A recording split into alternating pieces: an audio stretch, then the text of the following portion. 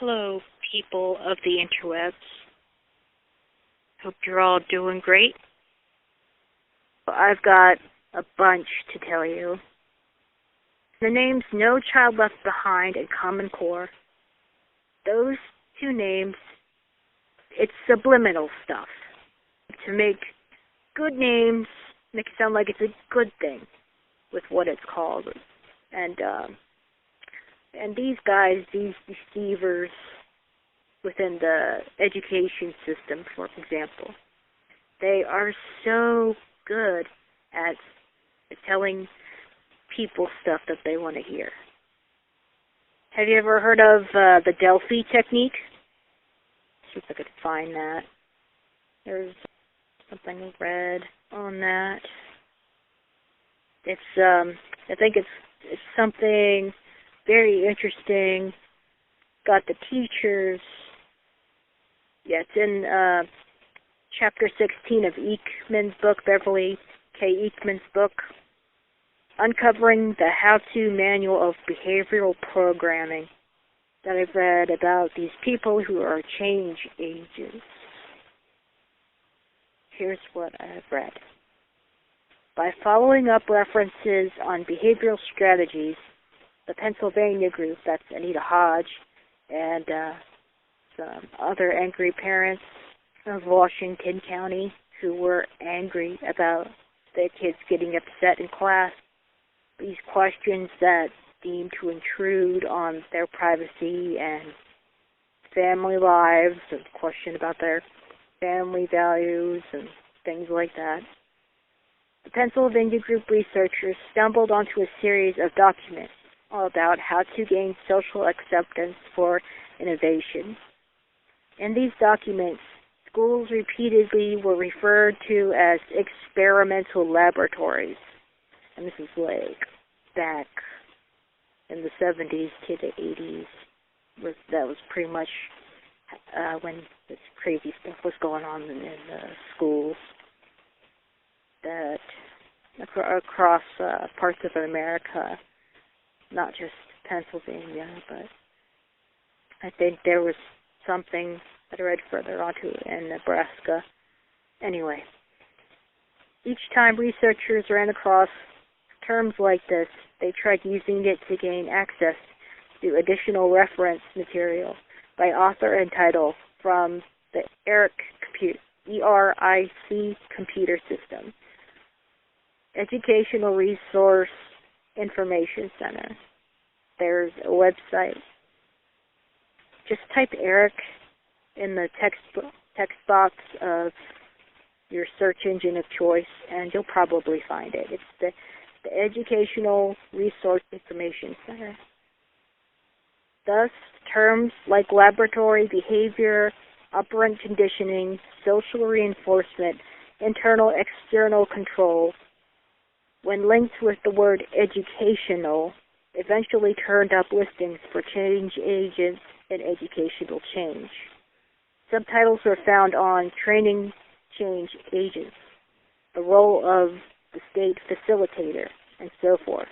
A less obvious subheading, performance contracts, revealed even more change agent documents. One of the first papers the team read was Clyde Hall's 21-page How to Implement Change. In it, he explained the science of planned change, which translates to legislated and managed change. In one passage, the reader learns that in a managed change process, an outside agent is usually involved, which is referred to as a change agent, and the population with which it works is called the client system. The Hall paper goes on to discuss the techniques of freezing and unfreezing attitudes, today called programming and deprogramming. But he was not talking about students' attitudes. He was talking about teachers' attitudes being changed. So not only were the students being subliminally, psychologically manipulated in the class back then, the teachers were being manipulated to teach. Makes sense, right? All right. Talking about the teachers' attitudes being changed. There are teacher workshops and service education and revised college and university teacher education programs. The change agent, he states, would only be withdrawn when the new attitudes are stabilized. It turned out that Ronald G. and Mary C. Havelock were the major sources of research and information on change agents for the federal government. 4 lengthy papers of theirs, including case studies of change agent teams in 3 schools, were uncovered in addition to another text, The Change Agent's Guide to Innovation in Education, all paid for in whole or in part under government contract. But training for change agents, but that text was the researcher's gold mine. And I believe I found that. I'm going to read that document. Ekman writes further, it thought to justify, among other things, deceiving the public about learning programs and their intended usages. The strategy for doing this is called, appropriately, the FAIT, F-A-I-T, accompli. The Havelocks say that in certain cases, it is best not to tell the truth about the substance of an educational program until after the fact, the fait accompli, when the profound results supposedly will render its merits obvious. It is worth mentioning here the results of one change agent program on drug education that used peer pressure to resist drugs. According to Havelock's 1973 Guide to Innovation in Education, Handbook 2, page 24, the program actually increased students' tolerance toward marijuana use and promiscuous sex. That's sick. The change agent in charge, as well as the program supporters, were baffled. School authorities, of course, had gone to a lot of trouble to garner community support for the class billed again as a pilot program, so this result wasn't advertised. Nevertheless, the change agent continued to garner support for the program until it was placed in the curriculum over the objections of parents and the community. Think about that. Think about what's going on today. Say you're a parent of a child at public schools. Well, I hope some of you are parents, caring parents about looking after their children's future, that they learn safely and have fun learning, and that they are treated like children. I never had kids, but I babysat for kids, and I get along with kids. And reading about this stuff, about what the feds wanted to do to children, yuck, gross. What I'm trying to say is, how much were you informed about Common Core? Were you told about the data mining of the kids? I mentioned this in a previous video that I put together that informs what I've read up on what the government wants to do with children in these standards, these school standards, the lesson planning, and behavioral programming. It's making its way back into schools. That's what I've been looking into. Yeah, and homeschoolers and private schools, they're not exactly safe either. It's not exactly the feds, the overlords, they're looking into that stuff too. Because, again, the group is alpha, conforming to groups. Individuals, less and less of that, less and less of independent individuals. No Child Left Behind, Common Core. Is it starting to make sense to you? Reading on, because this is quite interesting that I want to share with you all. Another problem with this particular project, this pilot program, Guide to Innovation on Education, Drug Education. Another problem with this particular project states the change agent recounting the incident was that because he had failed to make a formal survey of parent reactions to the course concept. A furor erupted when he announced that teaching morals was being avoided. The program was to help students, quote, make responsible value judgments, end quote, a goal which he says he had been intentionally sliding over in discussions with the public. In any case, his noble objectives backfired according to the results, since the students became more permissive of drug use and promiscuous sex according to follow-up surveys. To minimize the damage to the program, then the opposition was labeled extremist, and the course, despite its disappointing results, was continued. Again, this is true. This is a true story. A typical chapter subtitle in the Havelock text, Training for Change Agents, reads, Extinguishing Existing Attitudes, Knowledge, and Behavior. An excerpt from page 151 states, the first role of the change agent is that of advocate, organizer, agitator, who clarifies and defines the problem by helping it surface or escalate. Again, the idea gets back to inducing a conflict and exploiting the results. The RAND Corporation's change agent studies, full of statistical data and very hard to obtain, are essentially a set of feasibility studies. Apparently, the federal government wanted to know how difficult and costly it would be to move forward with a national version of the change agent program.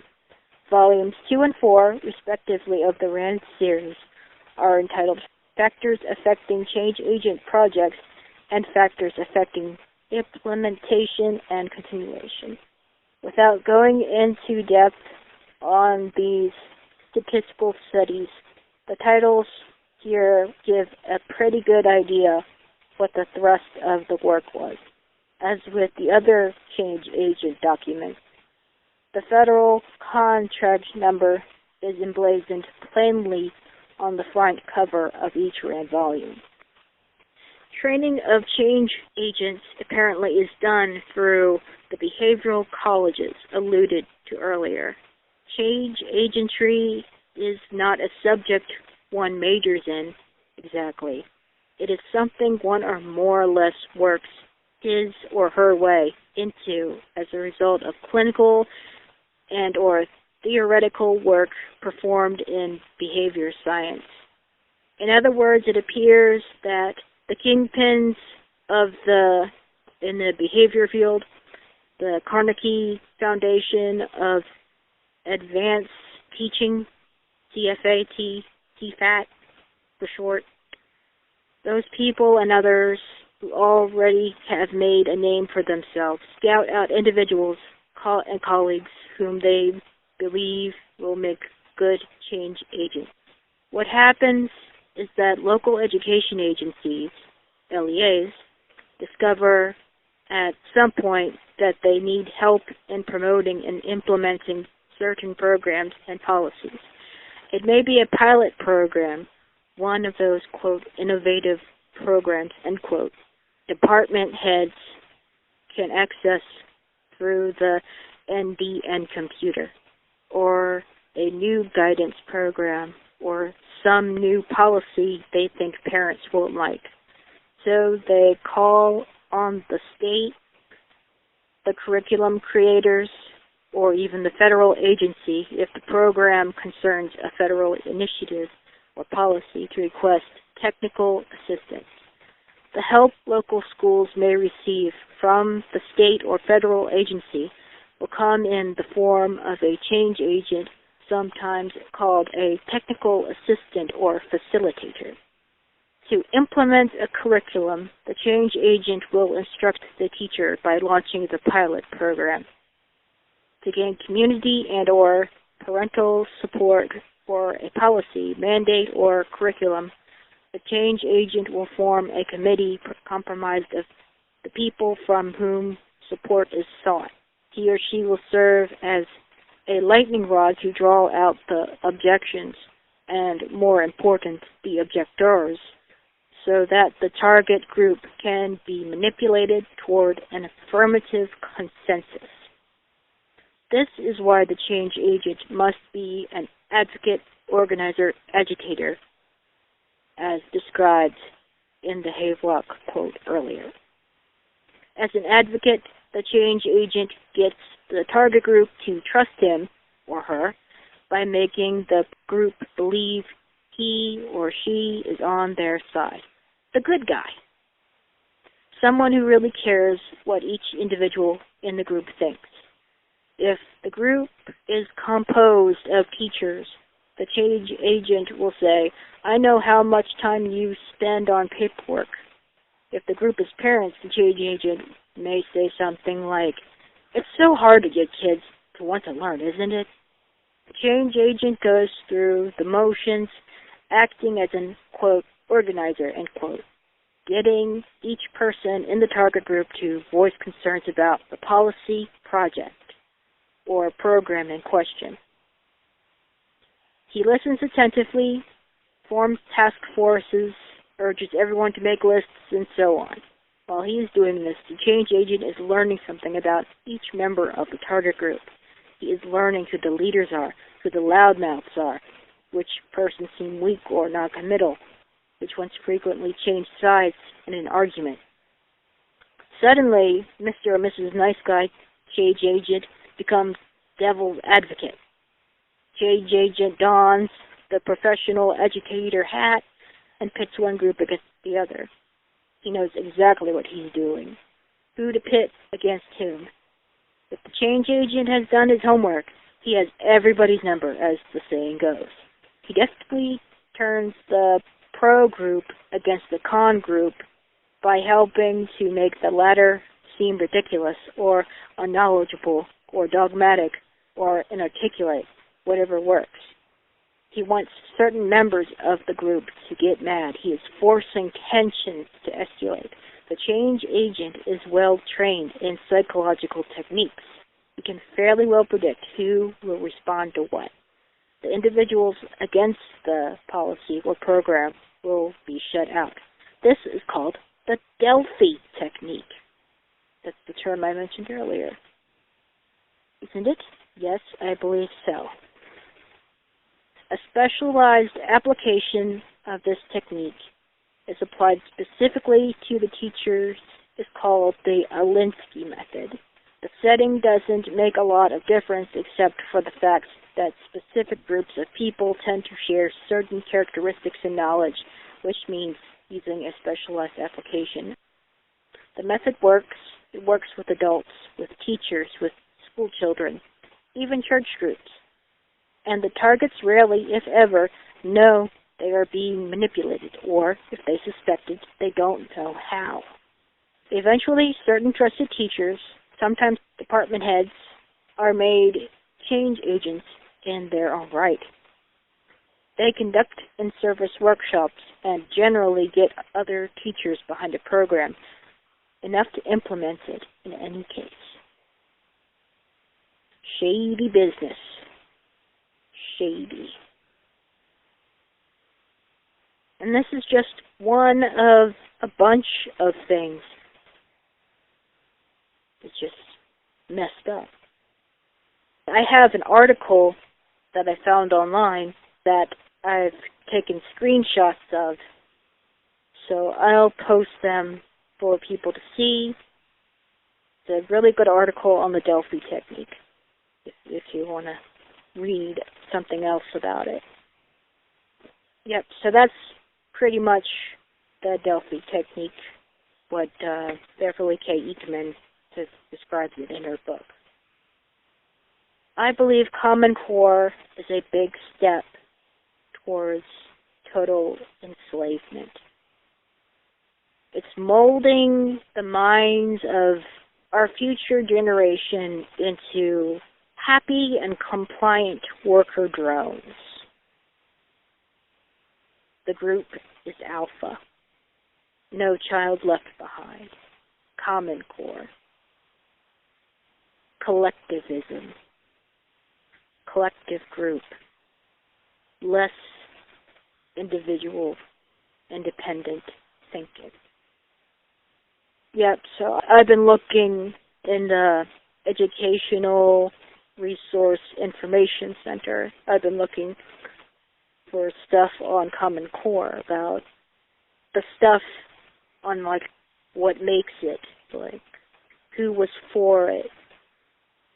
And one of the people who invested quite a bit of money into the Common Core standard is Bill Gates. The Bill and Melinda Gates Foundation. Yeah, he's also the head of Microsoft, isn't he?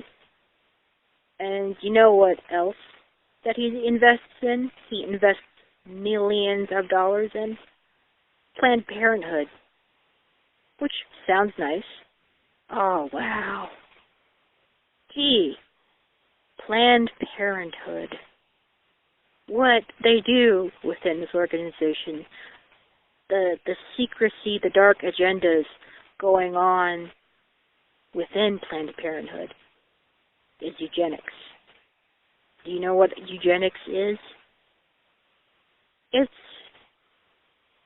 messed up. It's immoral. It's unethical. It's eliminating, killing off the weak. That's basically what eugenics is. The founder of Planned Parenthood, way back when, born as Margaret Higgins, but when she got married, her last name changed to Sanger. S-A-N-G-E-R. Margaret Sanger. And she was not a nice woman. In a 1947 interview with this English gentleman, he questioned her about her viewpoint on babies. And I'll put that quote in so you can hear what she says about that. But Mrs. Slee, in this country, having babies is the only thing left which is both unrationed and untaxed. Do you think we really ought to stop? Well, I suppose a subject like that is really so personal that it's entirely up to the parents to decide. But from my view, I believe that there should be no more babies. Further on, 1957, there's actually, on YouTube, there's an interview of this guy named Mike Wallace, and he interviews Margaret Sanger. At one point during this interview, by the way, you could watch this whole interview anytime you want. You know, whenever you get the chance. It's quite revealing. So this guy, Mike Wallace, he asks Margaret Sanger on what her viewpoint on sin is.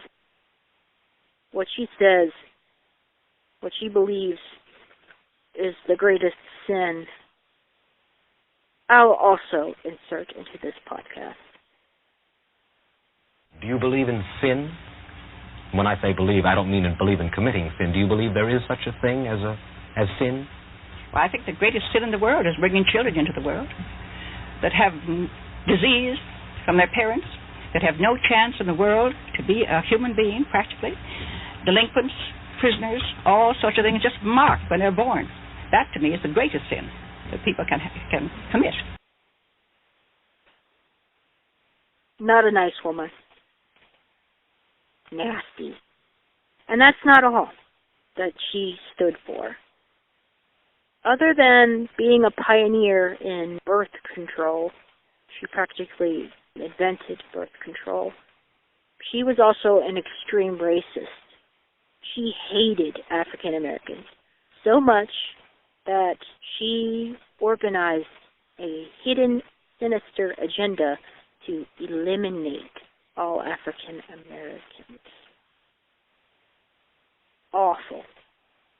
Go ahead and look that up if you want to, if you dare. I think I would encourage it, so you know that I'm not making this stuff up. No way would I make this stuff up. Because I'm not racist. I never grew up with any racist thoughts or claims. None of that. Yeah, so through Margaret Sanger came Planned Parenthood. And guess what? Bill Gates' father, Bill Gates Sr., he was a former head of Planned Parenthood.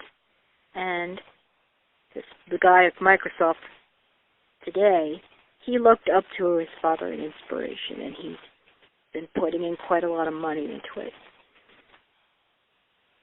Planned Parenthood. Oh, and in addition to this, what else I found out? There's an award named after Margaret Sanger.